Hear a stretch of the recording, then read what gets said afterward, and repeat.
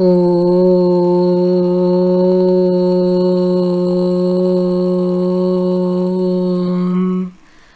Sairam.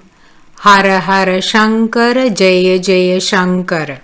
Episode 28. Shri Mahaswami, the Sage with Eyes of Light. The Diary of a Seeker of Truth, Dr.Serge Demetrian. Dear devotees, now we shall listen to the second section of part 2 of this divine book under the subtitle The Lotus Pond. Karveti Nagar, Monday, 13th September 1971. Of the size of a thumb, Purusha.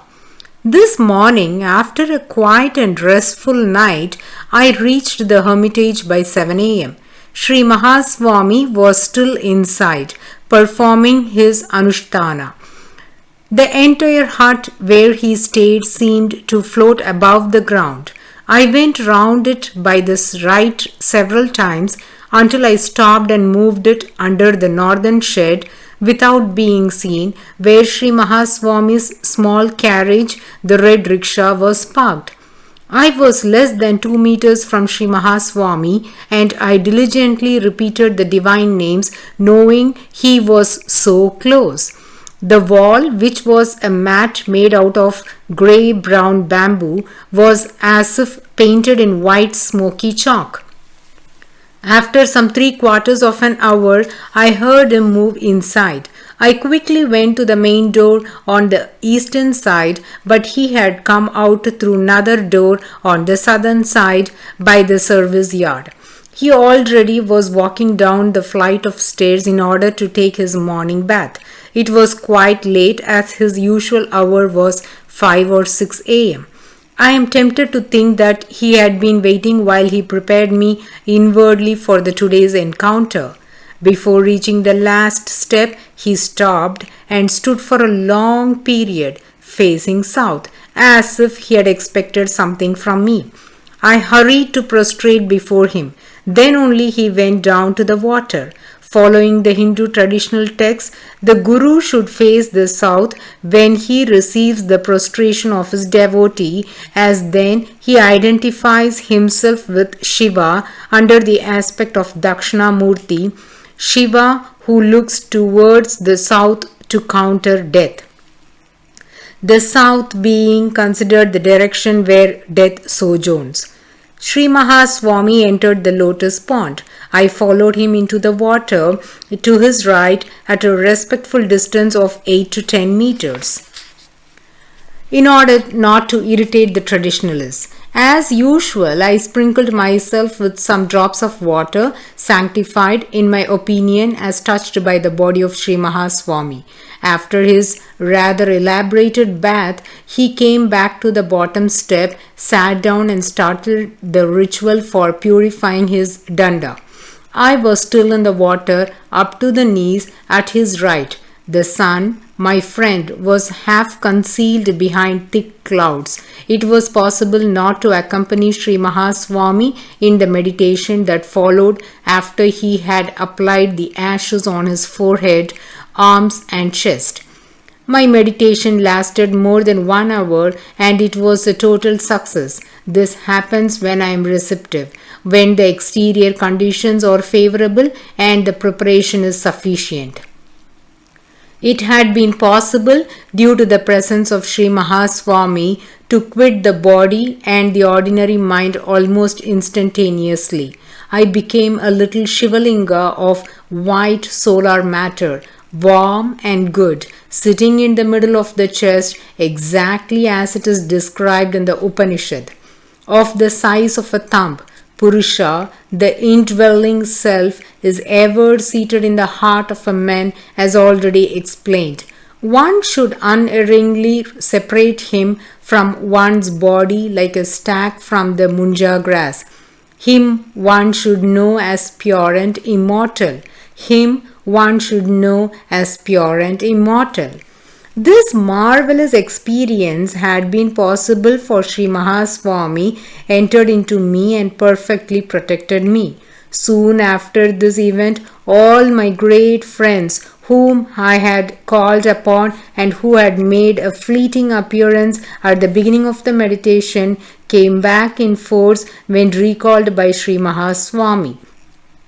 They cut the ties between the Purusha and the physical body with its ordinary mind.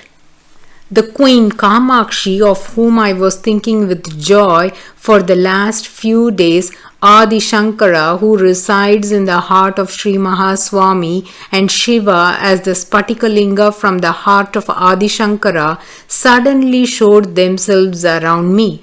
As soon as their names were pronounced, they at once appeared from their own will on the stage of the mind.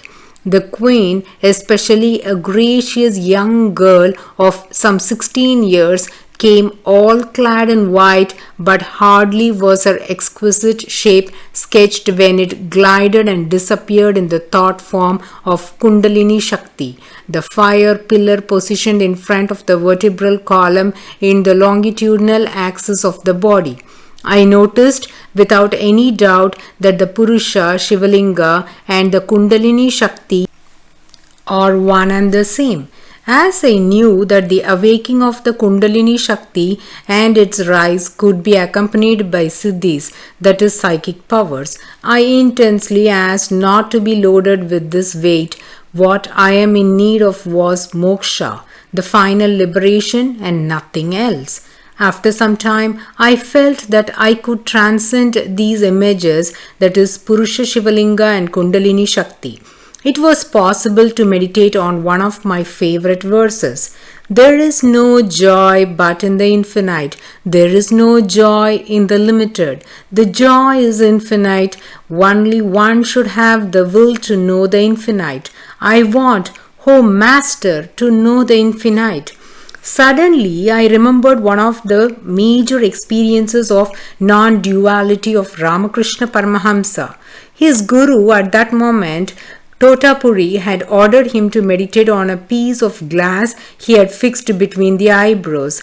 I silently addressed Sri Mahaswami. If I but proceeded the same way, I felt Sri Mahaswami flying round me as a mother eagle round its new hatched brood. There was no sense of opposition. Nevertheless, where to find a piece of glass here in the lotus pond with water up to the knees?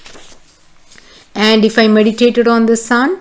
Immediately, the great friend of mine, the sun, who seemed prepared for this eventuality, showed himself despite the cloud-covered sky, a silver coin among the haze of clouds.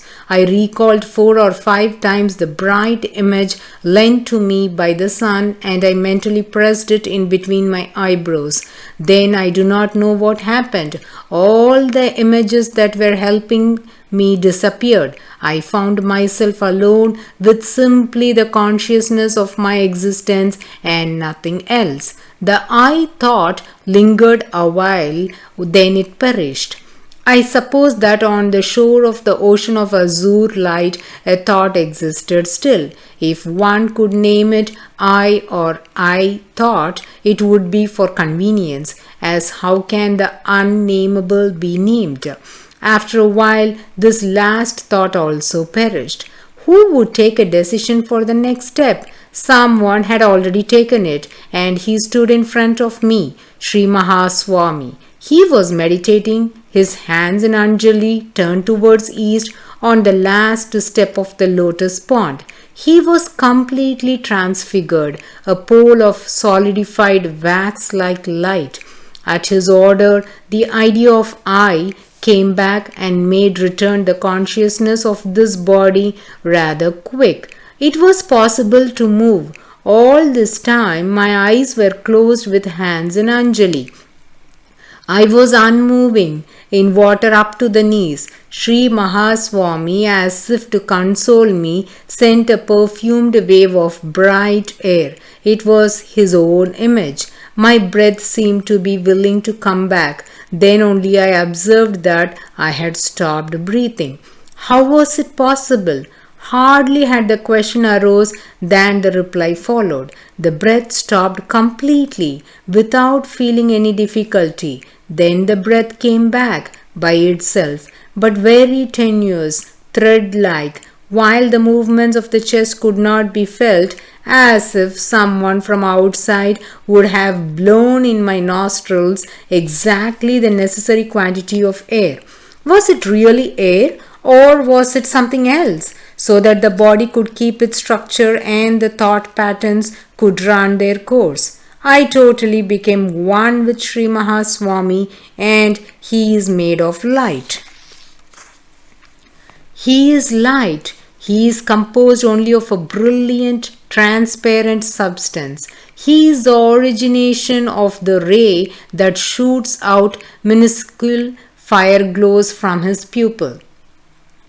He is the origin of the continuous scintillation that punches the night with fine and straight dazzling lines. He is the cause of the iridescent brilliance that has become a caress in order not to hurt the eye that seeks his blessing.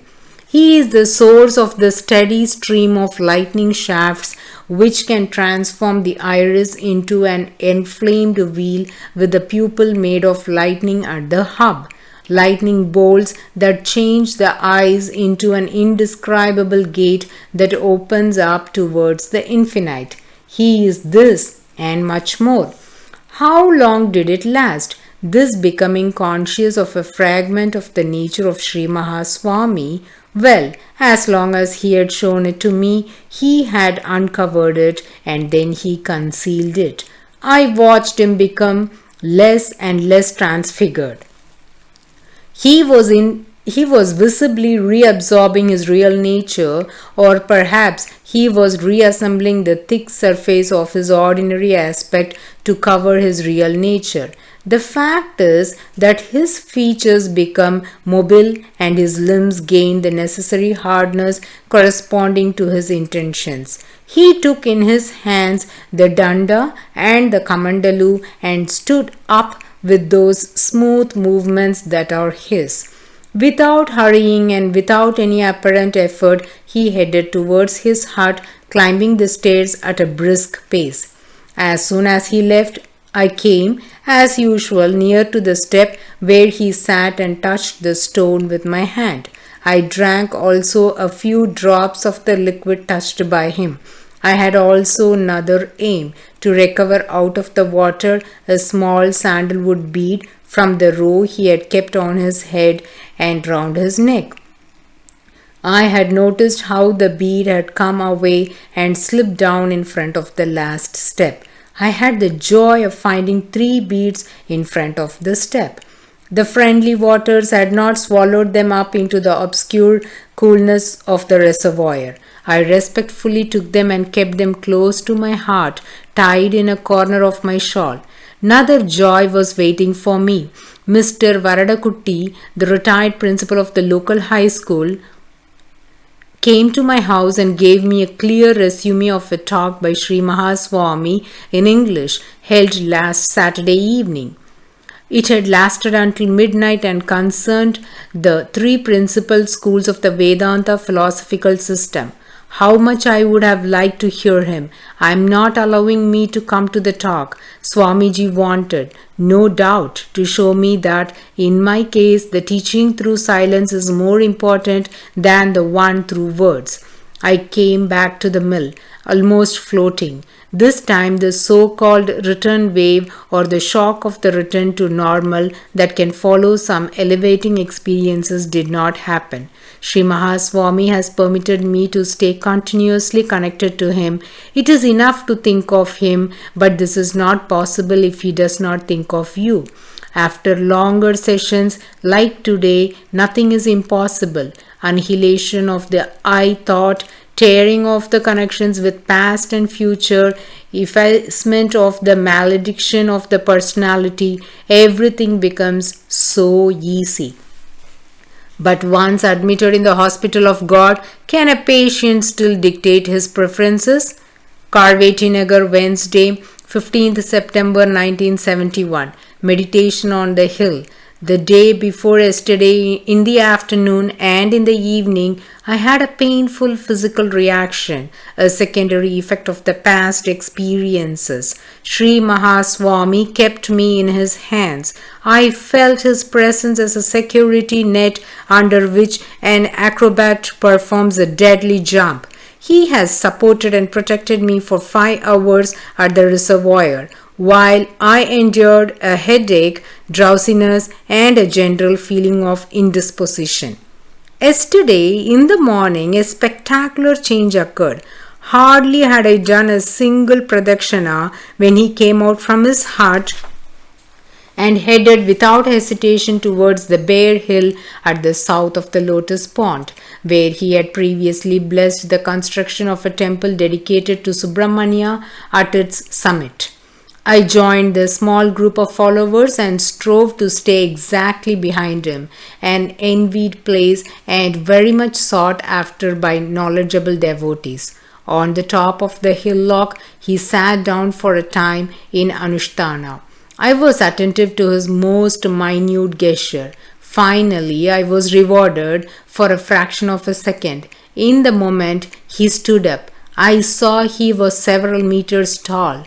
Nobody had guessed what stood concealed behind the aspect of a short-aged man. The matte gold of his skin and the orange color of his dress vibrated in harmony without any alteration. Soon afterwards, unbothered, he had his bath in view of the public, in a small pool formed by the recent rains at the foot of the temple. As if he had ordered it, perhaps he even did. 2 persons had just arrived with 2 small bottles of tirtha, sacred water, from the Narmada river, while other visitors offered kumkum as prasada from a certain temple. I waited for him to finish his bath in order to touch the water of the small pool left behind, but another visitor was quicker. I immediately turned back as, from a traditional point of view, it would have been improper to use the water touched by someone else. Sri Mahaswami, seated on a stone, had accomplished his special rites of purification after the bath. He sat in Padmasana. Every time when he chooses to lead me in my meditation, he selects the most convenient place. This time, the view of the surrounding locality, the hermitage and the lotus pond was superb. The weather was beautiful and the air crisp. Nature showed itself as a friend. Swamiji started by purifying inwardly my body and my mind. I became attentive and well disposed to the reception of his grace. Then, without showing any special sign, he made all the onlookers move away. I was alone near him at 2 or 3 meters, standing and facing north. He had his face turned eastward. Indeed, during certain teachings, the Guru should look towards east and the disciple towards north. The course of the meditation was similar to that of the day before yesterday's meditation. Appeals of the great friends and their arrival, the separation of the Purusha from the body, the awakening of the Kundalini, the aspiration towards the infinite. Having not been able to sufficiently remain in this last phase, I had to return several times to the meditation on the Purusha. A new situation now came forth. I felt totally deprived of the body. To put it another way, body, mind, individuality existed no more. What lingered was a luminous yellowish cloud that was not even mine, but was one of the Sri Mahaswami. I could not say that I was happy as I was the felicity itself. After some time, there occurred a partial return to the consciousness of the body and of the mind. I could even open my terrestrial eyes. In front of me, Sri Mahaswami was meditating, transfigured in an azure haze. Then this last image perished and the infinite bliss reappeared. When this second plunge into felicity ended, I now understood how the real saints were able to bear their own body. The visible form is no more a burden to them, as they are able to quit it in a few seconds. As for me, in all the duration of this wonder, I did not feel the scorching sun over my head, nor the hot stone under my feet. I could have remained there the rest of my entire life, standing, hands in Anjali, in front of Sri Mahaswami. I felt it was only he who determined that I should come down the hill. When one has surrendered to a guru, one has renounced one's individual will to his will. After a long prostration and a pradakshina round him, I left without regret. He seemed satisfied with my submission, and he blessed me with his hand in abhaya, gently approving by a sign of his head. He stayed back on the hill in a cavity carved in the rock, where there was installed a small and friendly statue of Ganesh. There he passed the whole day without eating and drinking, which happens frequently with him. Devotees, we shall continue to listen to the lotus pond in the coming episode, bowing at the holy feet of the Gurus. Aum